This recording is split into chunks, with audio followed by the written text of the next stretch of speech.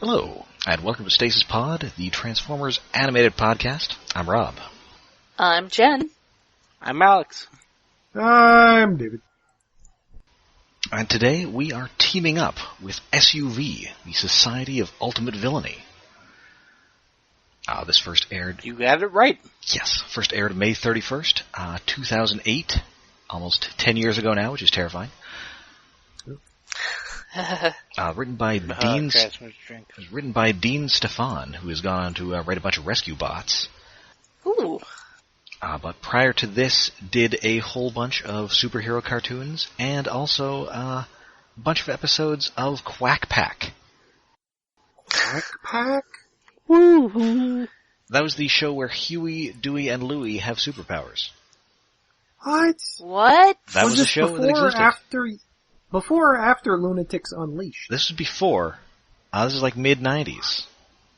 Weird. And I think Ludwig von Drake was their Professor X. Oh, that just sounds wrong. Why? At least I'm reasonably sure that's what I'm thinking of. I may be thinking of the wrong thing. Why, Disney? Why? Anyway, so this, I thought that would be relevant with the recent DuckTales premiere, which I guess will be like 2 weeks from now for everybody listening to this.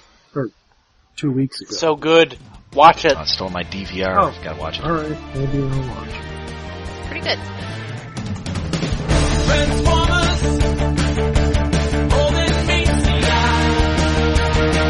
Transformers, robots in disguise, Autobots wage the battle to destroy evil forces of the Decepticons. Transformers, all that they Transformers, justice goes Anyway, so we open with the return of with the long-awaited return of Nanosec. Yay. Who is young again? Yes. Somehow. For reasons. Well, we do find out those reasons, kind of. Yes. Oh yeah. So that's nice. Unlike how we never found out where Megatron gets all this bounty money from. Yeah, Well, Megatron finds out that bounty money flew from a source, but Nanosec gets young from reasons, and reasons are so the small deal. So the Autobots are chasing him down. He is too fast. So Optimus Prime says, probably go down a side street and cut him off at the pass.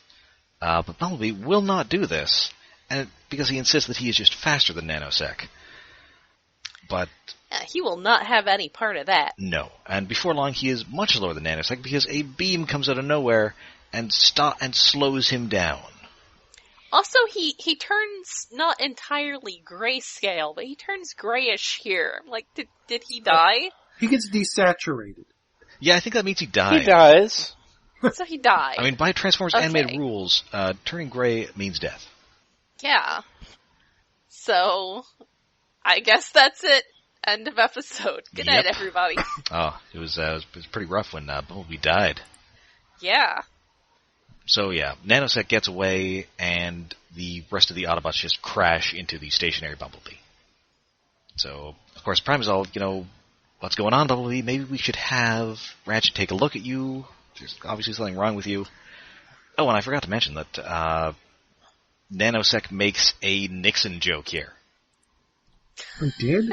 He I says remember that he said Nanosec is back, baby, but I don't remember. Well, he also says that he's tanned, rested, and ready, which I think in 1980 at the Republican convention, a bunch of Nixon fans jokingly distributed Nixon 80 banners. Nixon, he's tanned, rested, and ready. Oh no, my mistake. This is 1988. Wow. Huh. So tanned, rested, ready, and also super old. Yeah. Just a little. Nixon. And yeah, once again, Nanosec voiced by comedian Brian Posehn. Yay. Yeah. Making him This is not the last of the things where I think he's nagging someone. So Bumblebee will not go to the doctor either. So he's going to prove to Optimus that he's fine and he's going to find Nanosec. And Sari is riding along with him, and she discovers that he does indeed have a built-in police scanner, which you'd think he would have noticed earlier, considering that he was scanned from a police car. Well, Yes. that doesn't necessarily mean it's part of your stock radio. I suppose that's true. In this case, it's apparently part of his stock radio as he picks up those frequencies. But given that his stock radio is probably, based on Cybertronian stuff, it probably picks up all the frequencies. That's true. I mean, do you think he also, when he scanned Fanzone's car, he also, got all Fanzone's preset radio stations?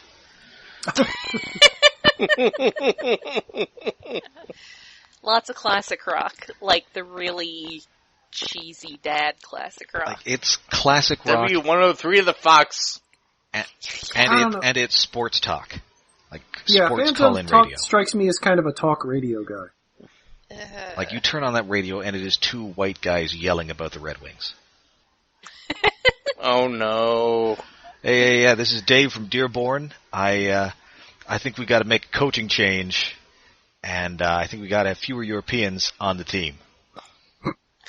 And I'm so confident about that, I'm driving down to Virginia to run people over the car. But hey, indeed, there is a robbery in progress at Circuit Guys Electronics. I guess Circuit City merged Circuit with Good Guys. And I want an explanation of this. What does he have in his sack that's so valuable? Sack things. That is a good question. Because indeed is being robbed by the Angry Archer. Verily! I'm sure this probably happened and I didn't notice it. So I'm assuming Nanosec had his own music that I failed to notice, but Angry Archer absolutely has his own music. And it's all jangly Renfest sounding music. Yeah, apparently it's supposed to sound like a harpsichord. Yes. Sure, I guess. Yeah, it's like old-timey. Because indeed, as Nanosec, or as the Angry Archer flees with a magnet arrow, he says, "Exeunt," which is that's a Shakespearean stage direction for when you leave the stage. For exit stage right even. Well, he's not Snagglepuss. Well, What do you mean? And he's considerably less camp. Yeah. And he's a man who wears a skirt. yeah, but his general attitude is kind of Snagglepuss level. Yeah, and I think Bumblebee, he once again gets blasted by the energy, slows down, and he thinks that maybe there's a problem with his carburetor, which cars don't have carburetors anymore, do they? Not generally, no. And Not they for a long almost time. certainly won't in 50 years. Or, I guess, Maybe 33 years at this point. maybe they come back in fashion. These vehicles aren't electrically powered. This is true. So, yeah, there's a third crime in progress, and that is Professor Princess attacking a video arcade, which, speaking of things that aren't around now and certainly won't be in 2050. And she also has her own music, which is very Sailor Moon sounding. It is very Sailor Moon. It's pretty great. And yeah, she has recapitated Powdered Sugar, her My Little Pony mount. Yes. Such a good pony. And Professor Princess once again continuing her crusade to destroy, video games and war toys and non-niceness. Yucky, violent things. Yeah. Non-nice things. Yes. Bumblebee, for a third time, gets blasted by this blue energy, and he thinks, okay, maybe I am sick, but Sari notes that her key is reacting to this, and thus something in an Allspark fragment, wielded by someone or something, has something to do with this. Oh no! And indeed, there is a shadowy figure on a nearby rooftop. Dun dun. Slo-Mo! Yes, it is Slo-Mo, based on Hasbro executive Samantha Lomo. Uh-huh. What, she had a nominative... Wait, she's based upon a person with a nominative determinism name? Yes. What? Well, I mean, presumably the actual Samantha Slo-Mo is not, like, a time-obsessed supervillain. And, I mean, Okay. and I think she's on, like, some of the special features from some Transformers DVD, so she also does not talk like a fast-talking dame in a 30s screwball comedy. Yeah, Dame McGoyle. Just good. There. But she is kind of great. She has got this whole time theme going on. She's got, like, a 30s time theme. She's got a giant Flava Flav clock. She's got like 5 watches on each wrist. Watches. Oh, she is delightful. She's got a watch choker. She's got a veil. It's a bit Clock King. Yes, and I guess she's also a Yeah. Prince fan because she's got a raspberry beret. The kind you find in a second-hand store. Maybe she's much too fast. Her pupils are also the hands of a clock. Or Yes. maybe she's wearing contacts. Which And is also weird. her hideout is in a clock factory where her teammates meet around a giant clock face, which is around a table that is a giant gear which has a clock in it. Well, presumably it's in a clock tower, so, you know. Well- She is dedicated to this gimmick. Yes. So because I guess she even has like kind of a Clock King origin story, where she used to work in a clock factory, and then she, I guess, found this Allspark fragment, which then she has made into like this time ray. So it is kind of interesting that we got a whole season of non-Allspark fragment-powered super people. Now we've got our first Allspark fragment-powered one. I guess unless you count Master Disaster. Yeah, I guess there's that. But anyway, she's I didn't really think of him as a super villain so much as just, a guy running a thing. yeah. I mean, he wouldn't be in this team. So Yeah. yeah, and yeah, she also sort of has to reiterate everything she says in with a couple of synonyms. We're Yes. gonna get away from the cops. We're gonna outrun the fuzz. Because she's gotta fill all that talking. And she is talking very quickly. And she's voiced by Tara Strong, by the way. Ah, okay. I meant to look that up. Not really that quickly, it seems normal to me. And yeah, she and Nanosec are just low-level hitting on each other the whole episode. I love the flirting. Yes. I mean, much like Prince, he likes the raspberry beret. If it was warmer, she wouldn't wear much more. And as it turns out, she is why he got turned young.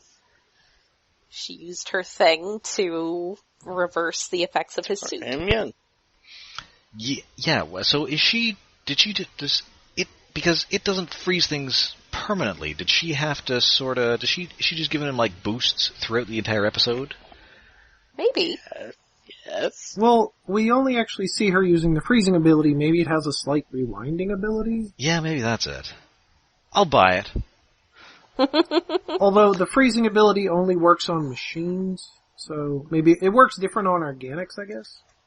Yeah. Anyway, it turns out she's like a big supervillain fangirl.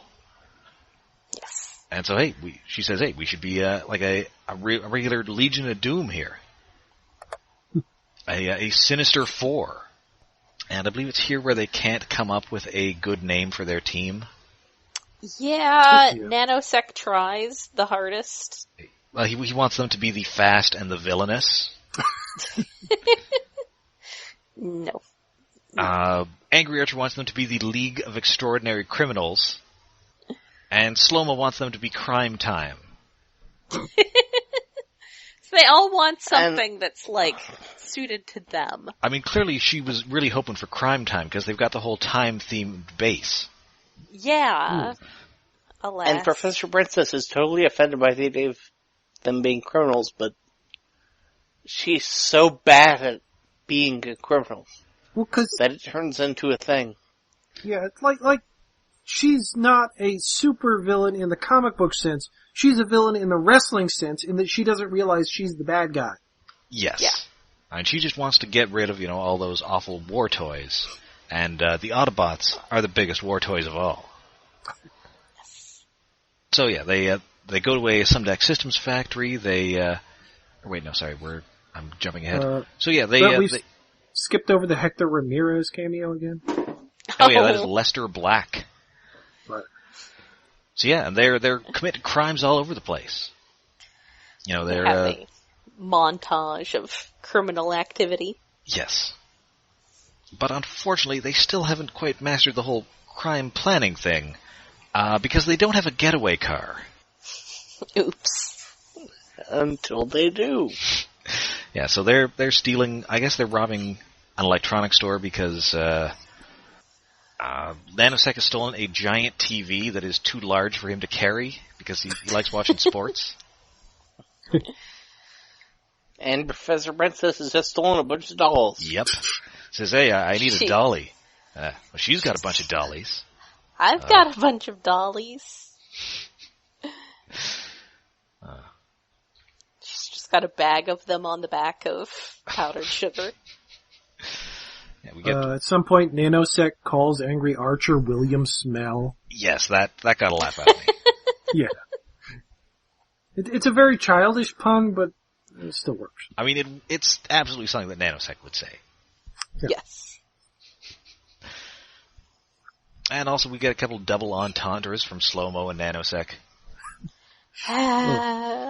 So much hitting on each other. Yep, she likes a man who works fast, and he likes a girl who takes it slow. I mean, Professor Princess probably doesn't know what's going on, but I assume Angry Archer is just low level, just passive aggressive with them all the time. He's rolling his eyes at everyone else this entire episode. Yes. I mean, presumably he's well educated. Yeah. Whereas, I mean, I guess Professor Princess, apparently, judging by her mugshot, is an actual professor. With a PhD. Yes. Yeah, well, Angry Archer's also been at this the longest. Everybody else has started since the series began. Well, presumably, everybody I else guess is kind of kids. I mean, Nanosec was originally a career criminal, but not a career super criminal. Yeah. So anyway, Bumblebee is after them, the cops are after them, and but hey, Slo-Mo gets a call, and they've got a mysterious benefactor who seems to have provided them with a mustard-colored Humvee. It was totally inconspicuous. And this call, by the way, from Fred Willard. Yes. Yay, guest casting. Everybody's favorite sitcom guest star. Also, he was at the beginning of Wall-E. Oh, that's right. I mean, he is in and I don't know, do we even need to tell people what Fred Willard is in? Fred Willard is in everything. Well, He's in a lot younger of things. people wouldn't know, but for a while he was like that character actor who would show up in lots of things with a very dry He was delivery. in Not This. He was in Anchorman, he was on Roseanne, he's in This is Spinal Tap. I wasn't sure if he was in Spinal Tap. It's been a while. He is the guy who runs the military base. Hmm. I think he calls him Spinal Tarp at one point. I think he's done a fair bit of voice acting as well. And we're also not going to mention that time he was arrested. That's... Yeah, leave that out of it. Probably for the best.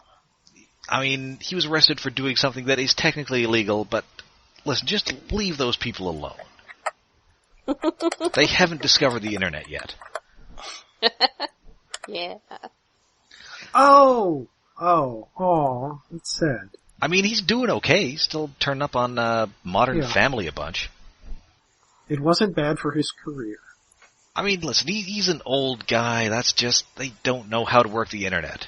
That's just how things worked back in, like, the 50s.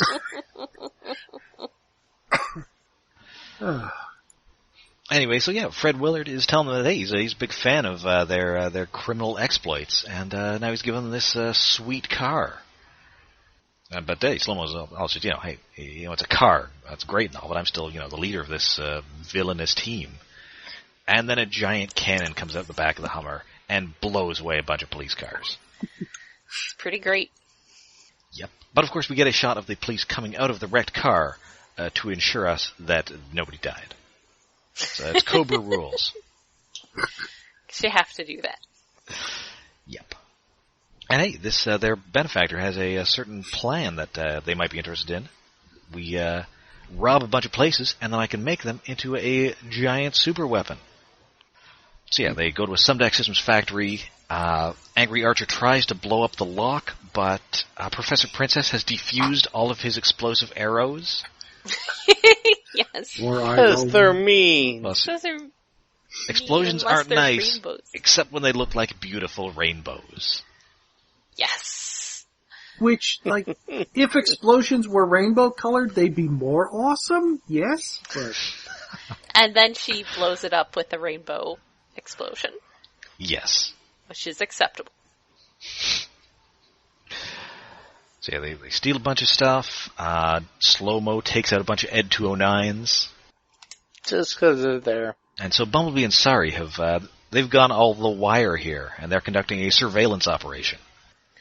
Yeah, they're really like, Bumblebee and Sari are really kind of like adjacent to the plot in this episode.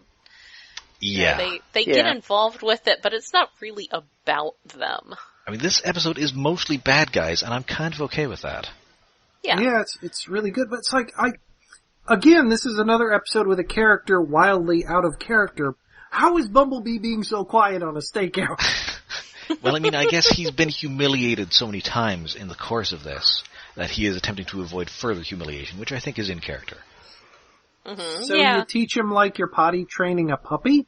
Basically, yes. You Keep rubbing his nose in it a few times he gets yes, it? keep rubbing his nose in the time raise, except he doesn't have a nose. So yeah, they go to a parking garage, they assemble this thing, and, they need one final piece, and that is Slo-Mo's time ray. And she says, yeah, you Oh no. gotta be crazy, pal. You cuckoo. Crazy in the coconut. I'm not giving this thing up. Yep. It's like, nope. But it turns out he's not asking, because their mysterious benefactor who gave them the SUV is the SUV. Dun, And he dun. is Swindle. Yay! And he transforms. Oh god, Swindle's great. And he's got a great squarish head and great big eyes like his toy. And he's got a bolo tie. Yes. And he's the littlest Decepticon, I think. Well, I guess because he just turns into a regular ass car. It's Yeah, a but large But he's car. armed to the teeth. Oh, he is, yes, he has more weapons than any other Decepticon in the show, but, like, even, Lockdown is a car, but transforms into almost Decepticon height, because toy mechanics, but Swindle, Yes. in the cartoon, and his toy, is a short little deluxe guy. Yes. He's wide.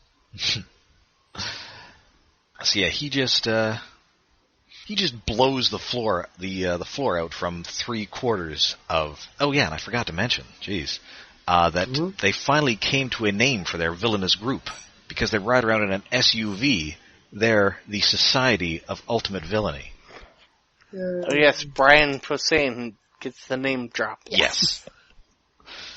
Speaking of name drops, while Swindle's doing a lot of talking, he mentions the Vok Yeah, he as a client. Slo-Mo tries to blast him Oh with their time god, ray, yes. and he pulls out this force field, which he says is a. What did he call this? What was it? He got it from the Vok. Yes, it's a negatronic force field emitter. A little something I picked up in an arms deal with the Vok of Nexus Zero. Nice creatures, the Vok. If you're ever in the Nexus Zero area, do yourself a favor and check them out. You won't be sorry. Yeah, what the heck? Man, now I just want to see, Fred Willard schmoozing these, floating Oingo Boingo skulls.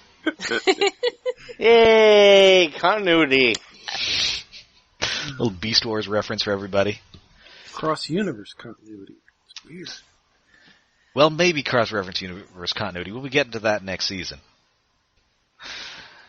Yeah. And Fred Willard is playing this as if he is Ron Popeil.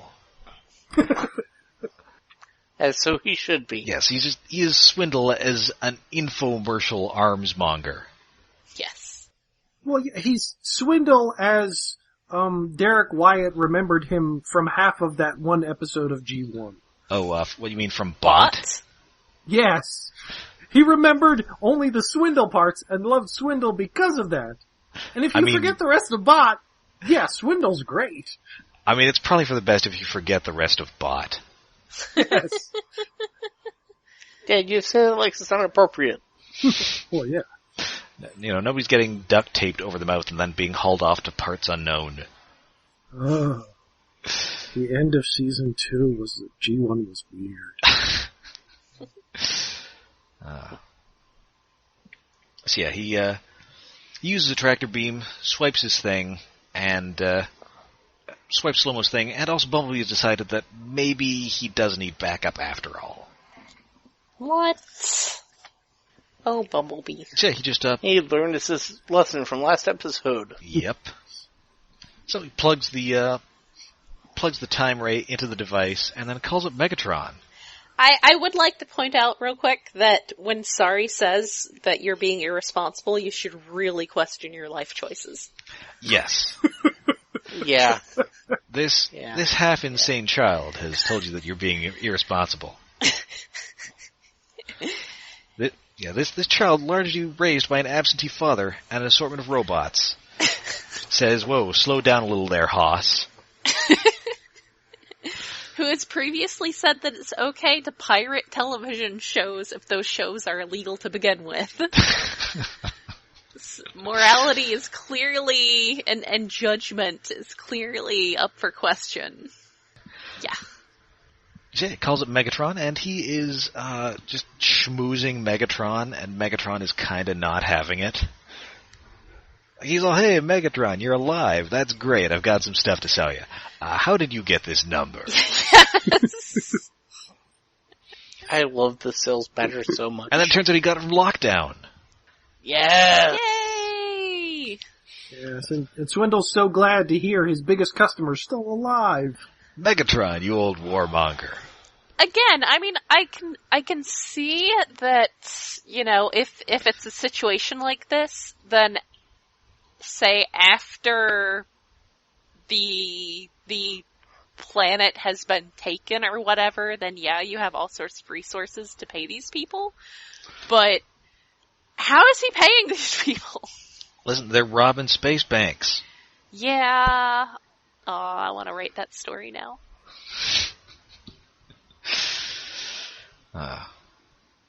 So yeah, he said, "Hey, Megatron, I've got this weapon, and look what I can do." So turns this thing Horribly on. torment people. Yes. Well, you don't have to take his word for it. Oh, and man, I feel this was a missed opportunity to show a bunch of black and white footage of Megatron's weapons not working. Just Megatron knocking over a bunch of bowls of popcorn. Like knocking holes in his walls. Oh, infomercial accidents are the best. They're so Thanks, Obama.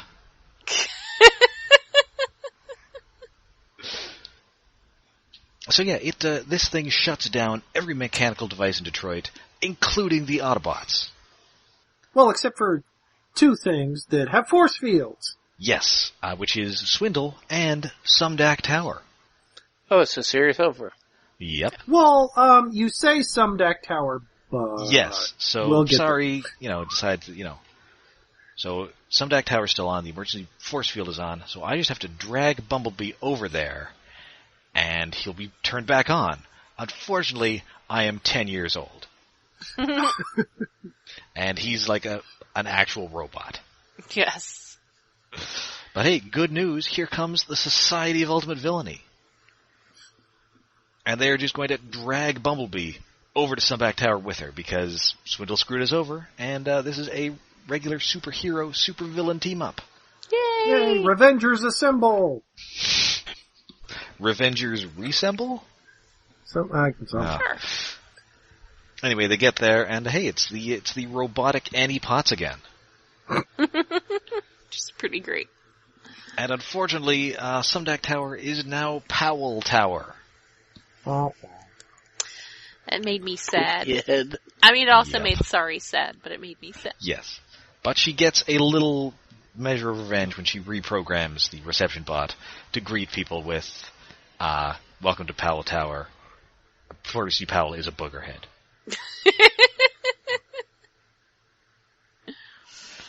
Yeah. And meanwhile, Swindle is so happy that that this thing is working that he could wet himself. Spring a leak, but yes, wet himself. Yes. So yeah, the SUV attacks Swindle. Their power's now working, because I guess they're all mechanical, except I guess Slo-Mo is just kind of tagging along, because she doesn't have any powers without this thing, unless she has, like, I don't know, clock shurikens or something that we haven't seen. Ooh. Maybe she has, like, a clock hand sword, like Clock King. That would be pretty cool. She needs Or that. she's just somehow fighting Swindle with her knowledge of train schedules. The greatest superpower.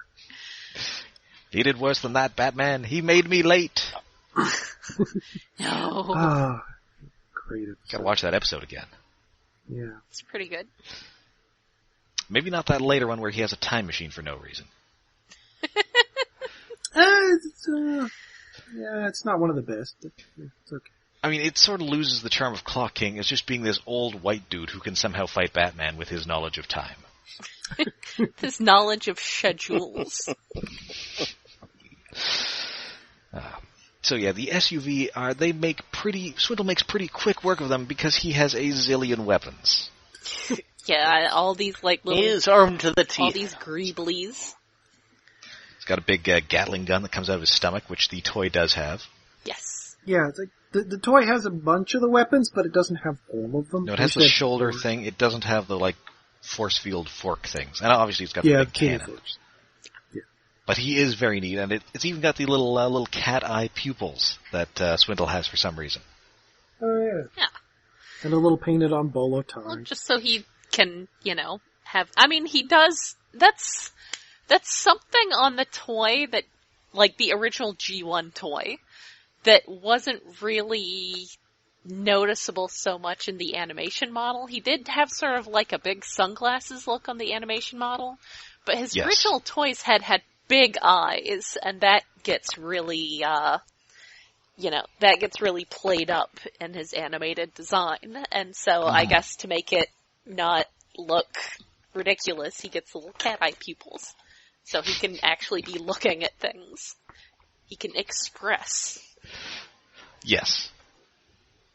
So while this is going on, Bumblebee blasts Swindle with his stingers and actually work on a Decepticon for once. Presumably because Swindle is a smaller guy. And then Sar uses her key to turn the weapon off. Of course So she Slo-Mo does. tries to get her thing back because still a bad guy. But instead, all of them end up getting knocked off this parking garage. Including Professor Princess, who I think falls on the angry archer's face. Oh, yeah, they fall in sequence, and where she lands is unfortunate, like anime landing. It's not good. And then But on the Bumblebee other hand, kills a check out bunch of those, humans. The end. But on the other hand, check out those gams on Slo-Mo. And due to her 30s trappings, I do feel comfortable calling them gams. Yeah, I would also that's accept acceptable. pins. You know, gams is a nice word. It's amusing. It should come back in fashion. It's a real solid dame. Anyway, so the Autobots are back. Swindle has this time ray, but instead Bumblebee charges in and he zaps, or the time blast instead goes off the force field, which is because I forgot to mention this, but they somehow jiggered the controls at Sumdac Tower so that each of these guys has a personal force field that surrounds them at all times, which is projected from Sure, the that's tower. how force fields work. You can break off a piece of a force field and carry it with you. I mean, force fields aren't a real thing, so I can buy this. You'll allow it. So yeah, his force field deflects the time blast, and it hits Swindle, who then falls backwards, transforms, and is just stuck in vehicle mode. And we now know that, thanks to Swindle's descriptions, that he can see and hear everything, but he can do nothing. So now the which- police department is going to go torture him horribly by Yes! taking him away and dismantling him.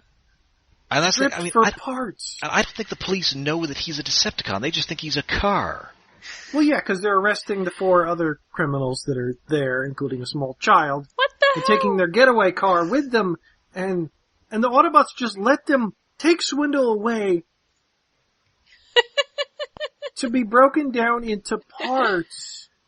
And it's like, is this some kind of weird cosmic karma for what Swindle did in Oh, Fox? this is like the end of a Spectre comic book. Yeah. Oh, and also the SUV tries to get away in Swindle, and he won't work. Yeah. Oops. They're not good villains. No.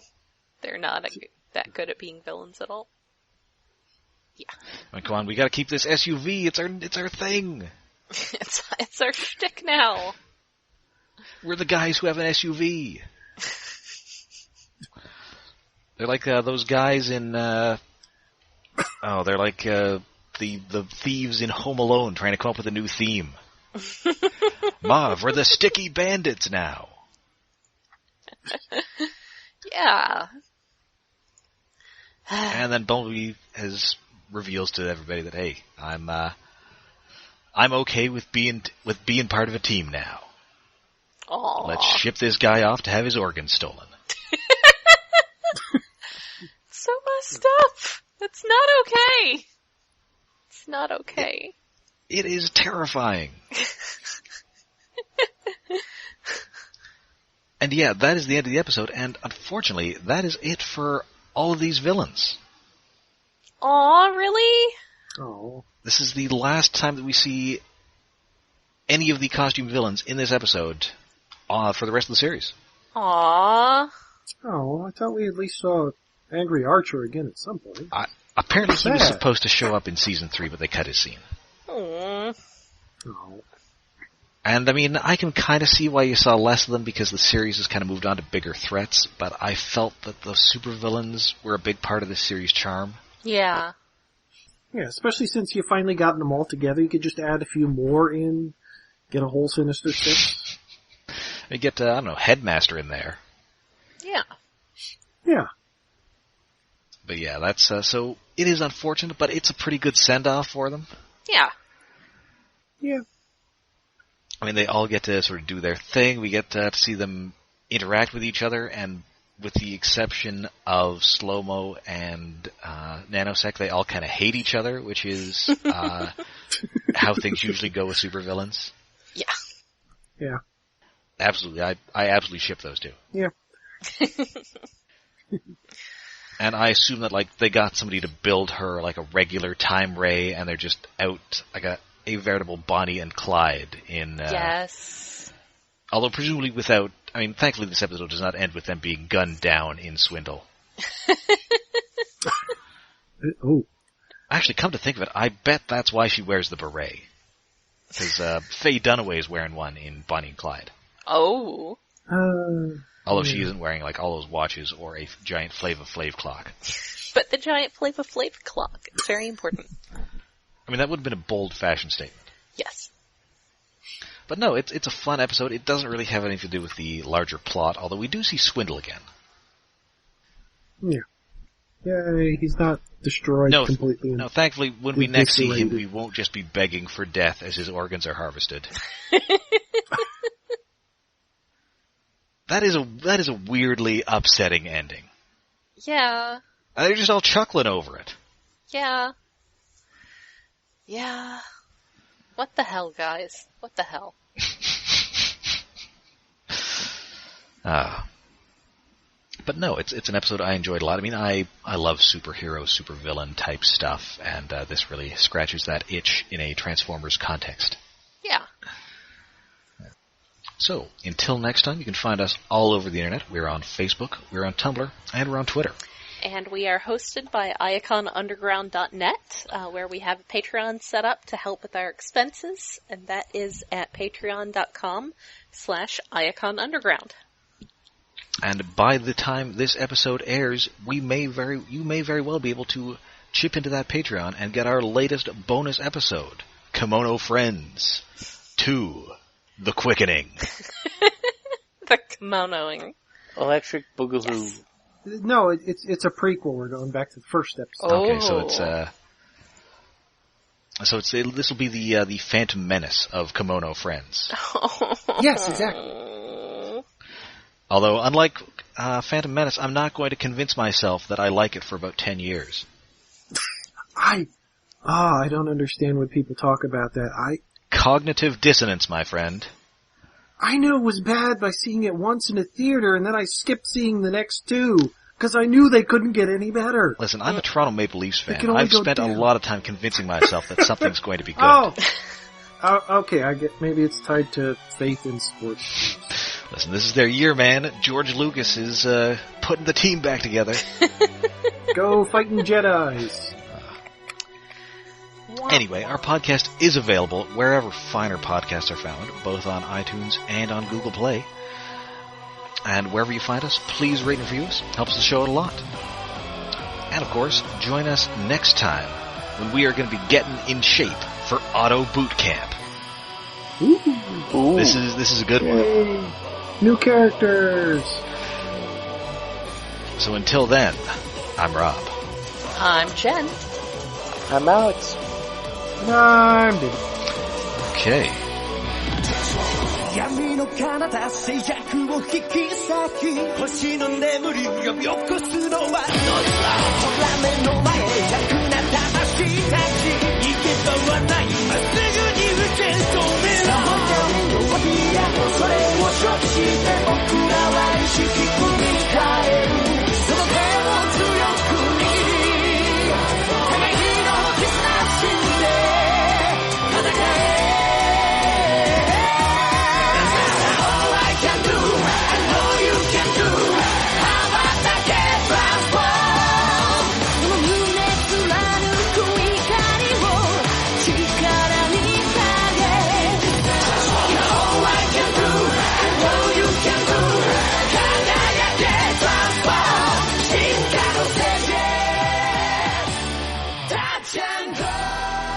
Time for Game of Thrones, yay!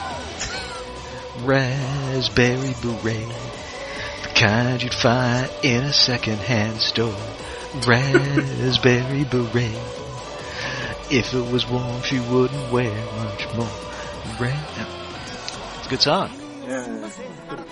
Since this is a podcast, just picture that I'm wearing that sky and cloud patterned suit that Prince is wearing in that video. He has suits that aren't purple?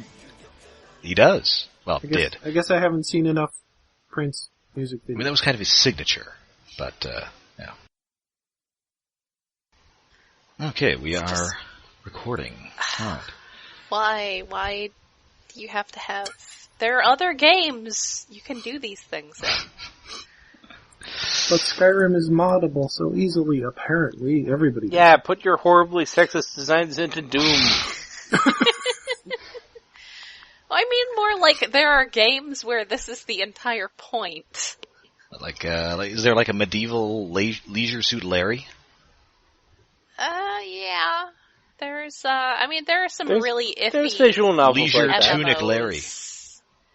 I mean, there's a reason why Korean MMOs and Chinese MMOs are synonymous with these kinds of things. Well, there's also that recent Conan MMO where you get to adjust penis size and things. What? Yes. Yeah, it's a slider. Sure, why There's not? a slider for your dangle. All right. Are we all ready to go? Yeah. It's a dangle slider. All right.